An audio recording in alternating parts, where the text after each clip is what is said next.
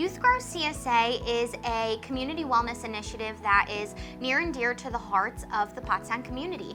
It was started last year in the summer of 2020 as a pilot program, and it's implemented in partnership with Green Allies, which is a local environmental sustainability organization.